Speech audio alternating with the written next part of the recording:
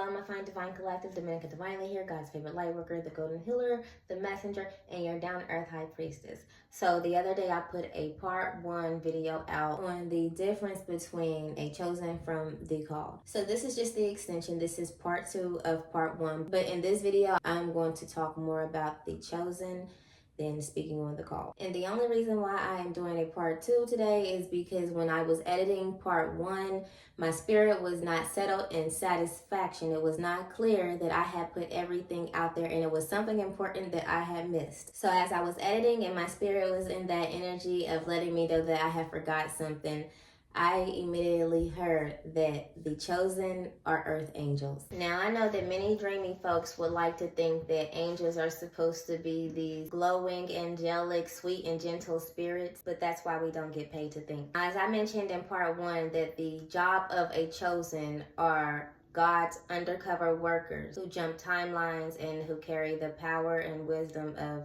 God. But when I heard the word earth angel, it was easier for me to make sense of how the chosen one never relates to anyone. Not to anyone who's not chosen themselves anyway. The chosen never relates to other humans. The chosen are always deemed as either different, crazy, or weird. And a lot of times the people around them usually come to the realizations that the chosen are different before the chosen do. And that's because at first, when the chosen are growing up and being raised by everyone around them, they are thinking that they are just the same as everyone else until they realize that they are different. They process things differently, that they feel things different, that they hear things different, they speak things different, and they see things different, and they think things differently. Just like aliens or angels are not of or like this world for real. But as we grow and life starts lifing for the chosen usually realize that they are in fact not the same as the people that they are usually around, and they begin to experience a whole lot of heartbreak, a whole lot of unfortunate experiences, and a whole lot of things that will make them distant. The chosen does not carry the same type of heart as most people in the world. They're usually more sensitive, and they become shocked when they discover the different types of evil in this world. At some point, the chosen usually comes to being secluded,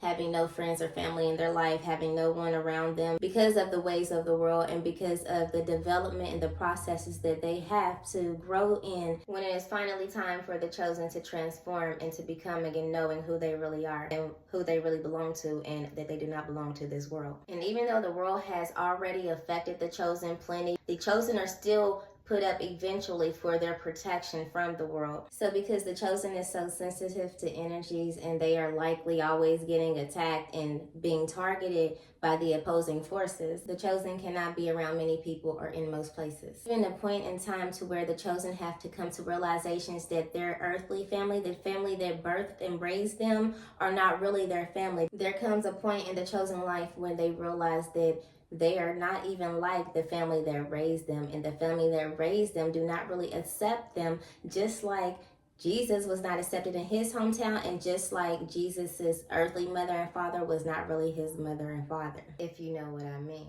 So even in some point of time, the chosen is forced to be separated from its earthly family, mother and father. And a lot of times, your earthly family are usually the ones who go against you. So part of being secluded as a chosen is for your own protection, but it's also for your development and to maintain the spirit of a chosen without falling into the wrong disturbances of the evil, without being able to fight properly against it. As I mentioned earlier in part 1, that God gives his chosen his type of wisdom and his power, because the chosen are God's undercover soldiers and warriors who are walking this earth to serve justice and karma. And as an earth angel myself, I know that regardless of the choices and the directions that we go towards, even if they were the wrong choices at times, because I know that a lot of us chosen ones are really ignorant to the worldly ways, opposed to how other people are able to adapt to the ways of the world. We really do seem pretty stupid at times when it comes to us trying to figure out a lot of these worldly ways opposed to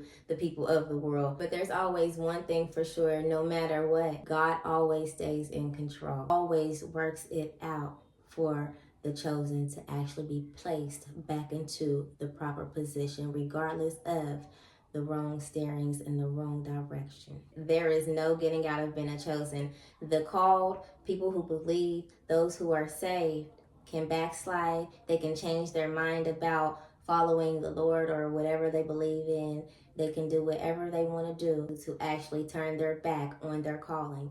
The chosen cannot. God is always going to find a way to call them back into their place, even if it hurts them. And that is why we are called the chosen one. And this is just for confirmational purposes only, because y'all be knowing.